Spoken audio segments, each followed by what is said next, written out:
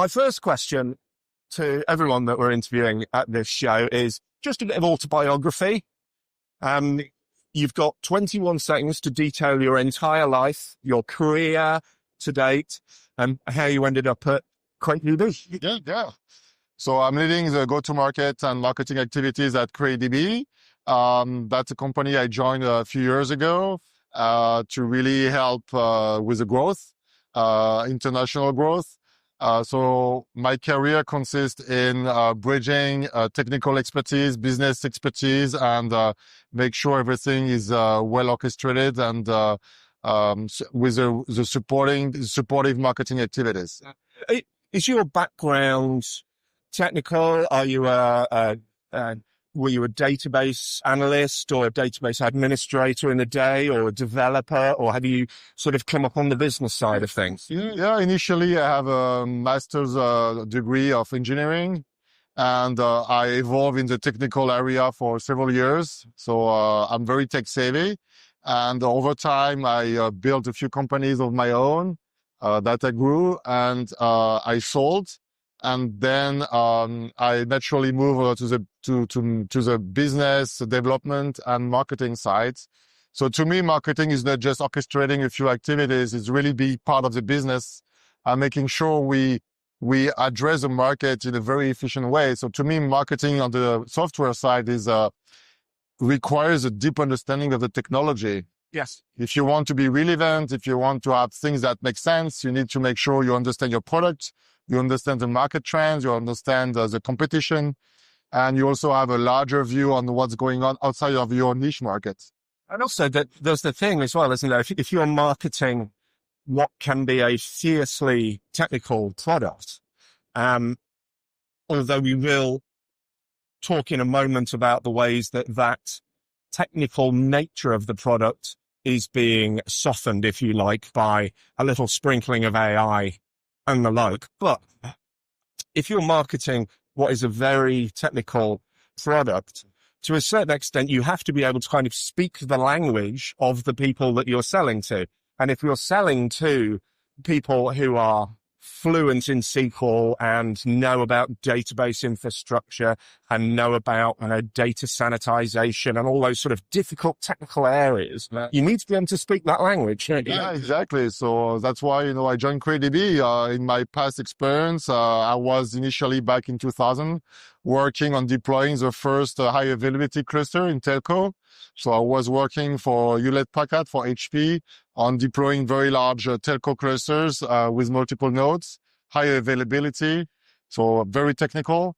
And then I created my own company specialized in complex IT architecture with the first 3-tier architectures in IT. I deployed the first SAN infrastructure, so storage area networks.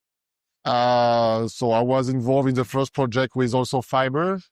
So definitely that's something I'm very big on, and I've always enjoyed. I also developed many applications with SQL. I work with SQL Server, MySQL, Oracle, all the Mongo.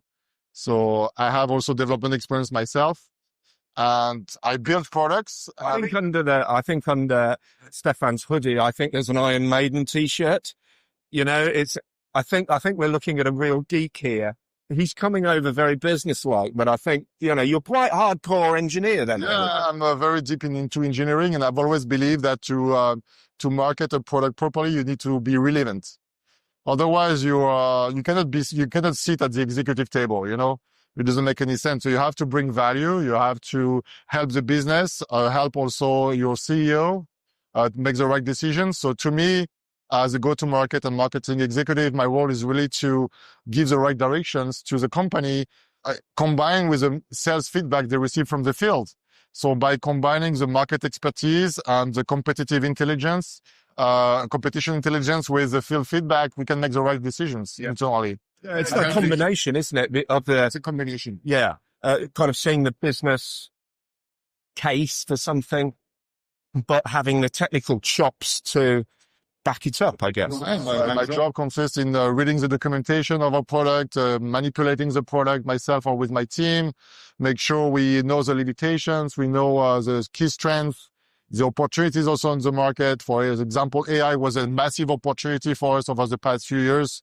I will explain in more details, but Yeah, sure. it's Let's talk about text-to-SQL, yeah. which is that what you were presenting on yesterday? Is that Yeah. at least part of the... Let's say. Excuse me. So, well, there are products out there, aren't there?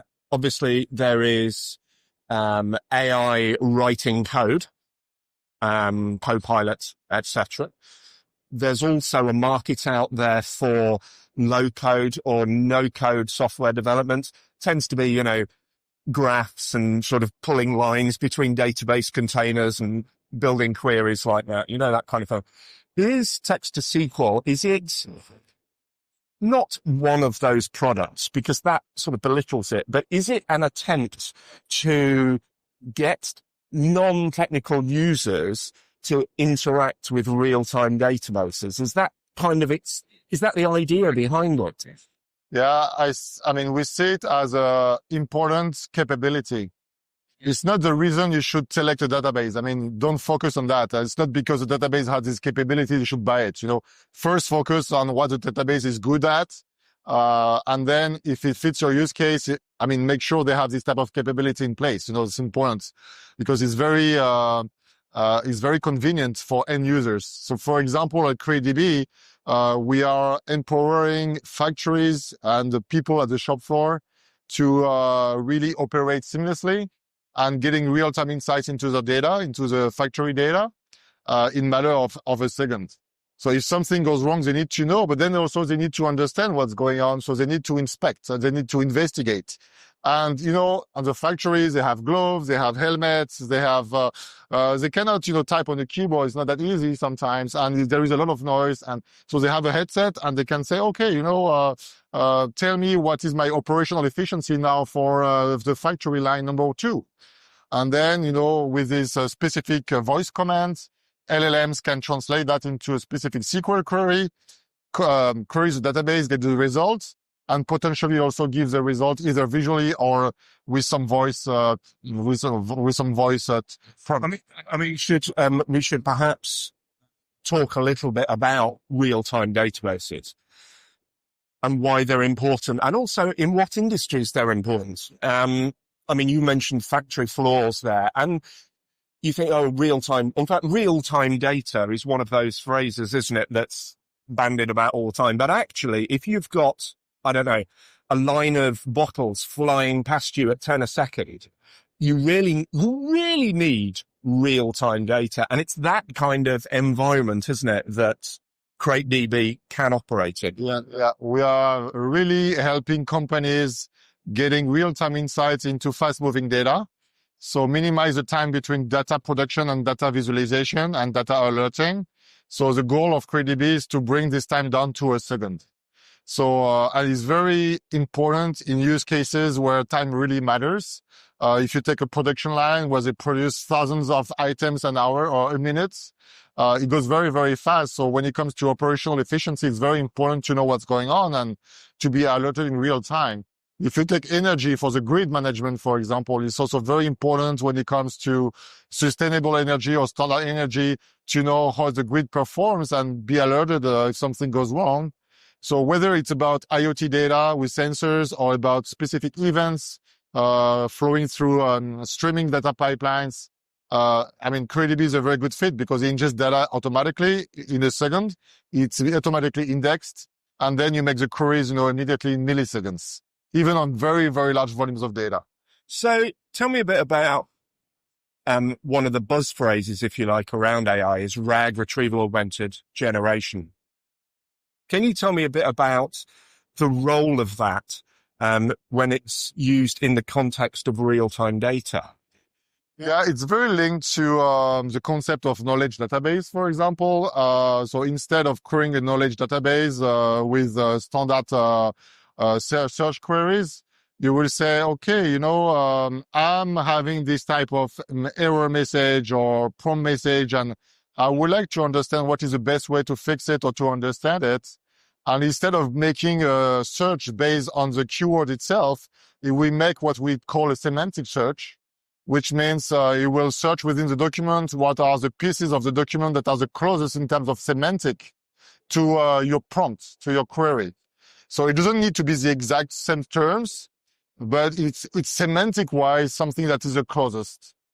So you say, oh, I got a specific error that tells me that this sensor is not working. What could it potentially mean, and how could I fix it? So we'll take all the previous tickets you had in your systems. You will pull it from the different service management tools and say, based on what you tell me, these are the closest answers that semantically wise are answering your question. And what about, I'm kind of just using my expert Stephane here as a translator for acronyms. And for instance, in my notes earlier on, I got one of the acronyms quite wrong, but Table-Augmented Generation. Can you try and define that? Imagine I know nothing about technology, and that's not difficult because obviously I'm a technology journalist, so I know nothing about technology. But can you try and explain to me in business terms then what Table-Augmented Generation is? Yeah. So it's really the foundation of what we call agentic AI. So everybody talks about agents, AI agents. And when you look at what an AI agent is, it's a mix of LLM and also specific capabilities to call external services. So if you remember 10, 15 years ago, all the companies were adopting what we call APIs. Yep. So which was a new paradigm to, instead of directly connecting point to point, there was a way to connect to a service and say, oh, apparently you're exposing a specific method. And so I know that you're exposing this method. Now I'm calling this method to get the results. And I know which parameters I need to give you, and I know what I'm going to get back as a result. But I don't need to know exactly how it's built into it. I don't even know what language is being built with. So it's exactly the same with MCP. So that's a term I will introduce. So MCP is a new way for an LLM to connect with external services. So if as a database, for example, CrateDB, we have our MCP server, which means that we're exposing a few methods to LLMs, and they know when poking CrateDB, which methods are available. And this is something that is done with an MCP client. So you can say, okay, CrateDB, tell me what the methods are available. If I want to communicate with an LLM, say, oh, yeah, sure. So you can ask for the database schema. You can ask for the table schema. You can execute a remote query. You can also get access to the documentation if you're not sure of the SQL syntax. And you can have the same for email service. So if you want to send an email service say, oh, you just give me the destination name, you give me the content, I will send it out. So you can have tons of different MCP servers. And to get back to the tag concept, the idea that you ask your LLM a specific question, and by communicating to an MCP client that in turn is connected to multiple MCP servers, it will know exactly what is available in terms of resources and say, oh, based on everything I know I have access to a large ecosystem provided by those MCP methods. And I know based on that, I can answer your specific prompt by orchestrating different calls to these MCP servers and get the answer I need to provide you with the best result. So it's a kind of could I describe it as an arbitration? Orchestration and arbitration, you're right as well, because at the end, you need to interpret the results and make sure you turn that into human language. Gotcha. Okay, so final question. Well, it's actually not the final question because I always have a surprise one at the end, which everybody hates. So penultimate question. I think we're at the early stages of even something like RAG MCPs. I've only really heard people being talking about for maybe a year, but I'm a technology journalist. I know nothing. So probably about a year. We're very much in the early stages. How do you see things evolving? Do you see more human involvement in being able to address complex queries, even on very time-dependent streams?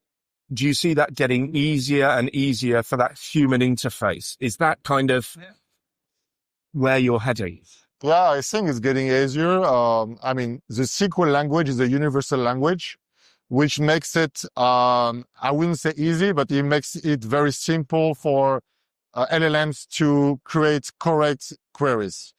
If you compare, for example, proprietary language with SQL language, LLMs tend to hallucinate much less with a SQL. Because, Is that just because there's a lot more of it for them to have learned from? yeah, and there are also specialized models in generating SQL queries. So the quality of the query generation is very, very good. So it doesn't hallucinate much. And you can also maybe fine tune a bit if you have a few variants. You can fine tune with a system prompt. You can say, okay, I'm teaching the LLM a bit of a few tricks to better interact with my database, for example. That's something you can teach. But I would say the trend I'm seeing today is very similar to something I saw maybe 10 years ago, maybe less, to get back to the API concepts.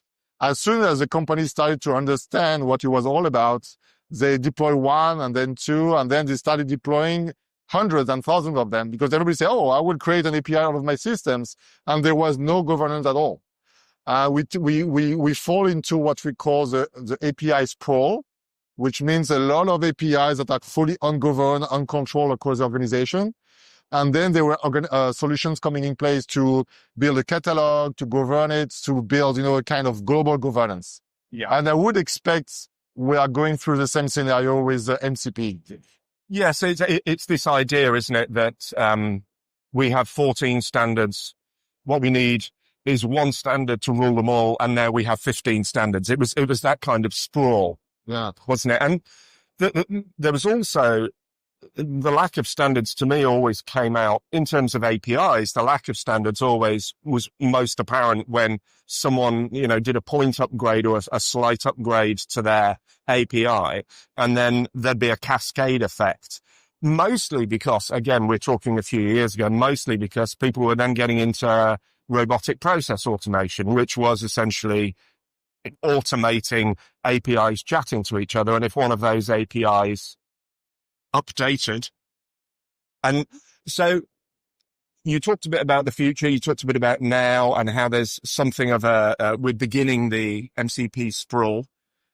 This is the terrible question, which I always throw in at the end. 5 years time, CrateDB, what's it doing? What are you doing in 5 years time? And remember, you're on camera, and if you're wrong, we'll come back and find you. Send me a notification. Yeah, sure. So let's predict the future. Back to the future. Back to the future. So, CrateDB, of course, our core business consists in minimizing the time between ingest and query. So these remain our core DNA and our core mission. So we'll keep investing into that. We'll keep leveraging the new technologies to make sure we keep this time extremely short and provide real-time access to the data and insights. And then, of course, we'll embrace the new market trends and the new concepts. AI is evolving very fast. I think nobody can really say what's going to happen a few years from now, but what I can see from here is that we are going to see those type of agentic frameworks and agentic orchestration AI being more and more present within organizations. I got asked yesterday by somebody in the audience whether human would disappear or will be put in the backstage. I say, no, I don't think so. I think it's just a tool to enhance productivity. If your processes are flawed by design, AI will make it even worse. So you have to make sure you have things in place, people who actually know what's going on, have the business expertise, and can leverage AI to make things even better and more productive. But there's a lot of work to be done first, I think. Yeah, and IT, I have the feeling it has always been the same story for many, many years. There is a new trend, a new concept, and then you start to see a big sprawl. Everybody starts adopting it. It starts to get messy again. We start to get into the spaghetti architecture again. And then you bring a new layer on top of it to fix it. And then there is a new concept coming up, So it was the same with cloud. It was the same with API. It was the same with on-premise integration. Now we have Edge, we have AI. So it's a never-ending cycle. But a company like CrateDB, you're kind of at the coalface. You're on the shop floor in that you're working at a very base level with the technology and with the data. And I think that companies like Crate will remain it's going to be the companies that kind of add the layers on top. When the next big thing comes out, it can be those layers that probably fall to the wayside. Whereas, a Mongo or a MySQL or a CrateDB, these are the products or projects that are going to continue, I think. Maybe as a trend, maybe what I could potentially envision, I cannot guess the future, but based on what I'm seeing now, I would assume maybe in the future you will have tons of technology as a service, including CrateDB, but many others that will be available to any external service, subscription-based, for example, or query-based. And then LLMs will make the work, and the end user won't even know what is behind. That's possible. Yeah. Potentially, architects won't know also what is behind, because it might be a full abstraction layer that queries whatever you need depending on your use case. I have this specific use case, and the LLM will know, okay, yeah, for this specific use case, I know that this technology is working best or provides the best answers. And for another one, maybe it's another technology. So maybe all those decisions will be made automatically, but who knows? I cannot guess the future. Yeah, well, it'll be smooth on the surface, and people like Stephane underneath working like hell. Stephane Castellani from CrateDB, thanks so much.